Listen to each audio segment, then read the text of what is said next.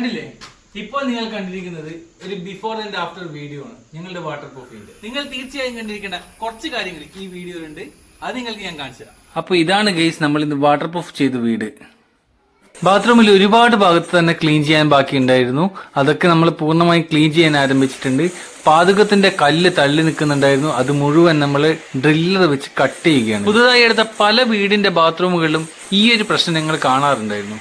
ഇത് മുഴുവനായിട്ട് കട്ട് ചെയ്ത് മാറ്റിക്കഴിഞ്ഞാൽ മാത്രമേ ടൈല് വെക്കുമ്പോൾ കൃത്യമായ ലൈനപ്പിൽ തന്നെ ക്ലിയർ ആയിട്ട് ടൈല് വെക്കാൻ വേണ്ടി സാധിക്കുള്ളൂ.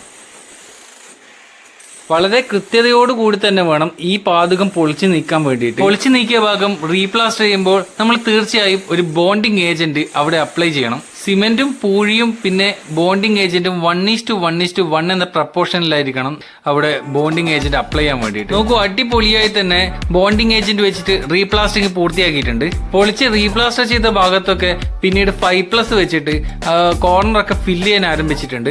ബാത്റൂമിൽ ലീക്കേജ് വരാൻ വേണ്ടി ഏറ്റവും സാധ്യതയുള്ള ഒരു സ്ഥലമാണ് ബാത്റൂമിന്റെ കോർണേഴ്സ്.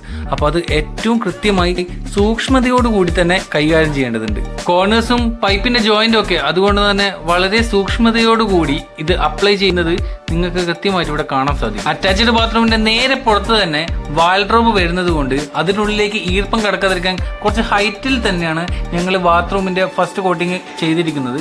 സെക്കൻഡ് കോട്ട് ചുവരിൽ അപ്ലൈ ചെയ്തിരിക്കുന്ന ഓരോ ഘട്ടത്തിലും പൂഴി ഉപയോഗിച്ചിട്ട് ടൈൽ ഗ്രിപ്പ് ഇടാൻ വേണ്ടിയിട്ട് ശ്രദ്ധിക്കേണ്ടത്. ടൈല് ബാത്റൂമിനകത്ത് വളരെ സ്ട്രോങ് ആയി ഒട്ടിക്കാനാണ് ഈ രീതിയിൽ അപ്ലൈ ചെയ്യുന്നത്.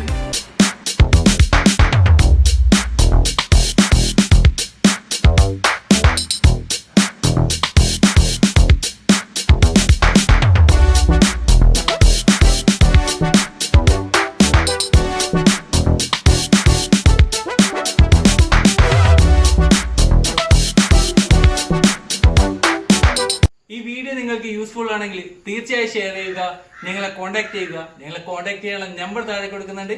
അടുത്ത വീഡിയോ ആയി കാണുന്നവരെ ബൈ ബൈ.